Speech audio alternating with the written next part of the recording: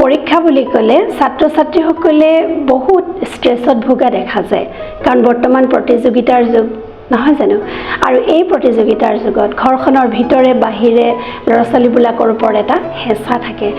আমাৰ জীৱনটো অসীম সম্ভাৱনাৰে পৰিপূৰ্ণ নহয়নে বাৰু তেন্তে পৰীক্ষা কি বাৰু পৰীক্ষা হ'ল তোমাৰ সপোনবোৰ দিঠকত পৰিণত কৰাৰ কাৰণে এটা অপৰচুনিটি এটা সুযোগ হয় আৰু পৰীক্ষাৰ যোগেদি তোমাৰ শ্ৰেষ্ঠতম গুণখিনি উলিয়াই আনাৰ সুবিধা পোৱা নিজকে প্ৰকাশ কৰাৰ সুবিধা পোৱা বা নিজকে জনাৰ সুবিধা পোৱা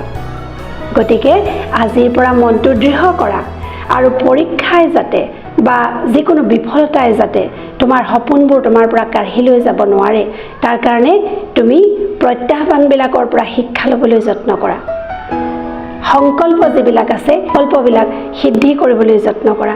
তোমাৰ প্লেনিংবিলাক তুমি ভাল ধৰণে কৰা যাতে তুমি পৰীক্ষা ফেইল কৰা জাতীয় কথাবিলাক শুনিব লগা নহয় আৰু এবাৰতে যাতে তুমি সফলতাৰ জখলাত উঠি যাব পাৰা আগবাঢ়ি যাব পাৰা তাৰ কাৰণে তুমি প্ৰথমৰ পৰাই প্লেনিং কৰা আৰু প্ৰথমৰ পৰাই সুন্দৰ ৰূপত আগবাঢ়ি গৈ থাকা তেতিয়াহ'লে নিশ্চয় তুমি ভবা মতে তোমাৰ সপোনবোৰ দিঠকত পৰিণত কৰিব নিশ্চয় পাৰিবা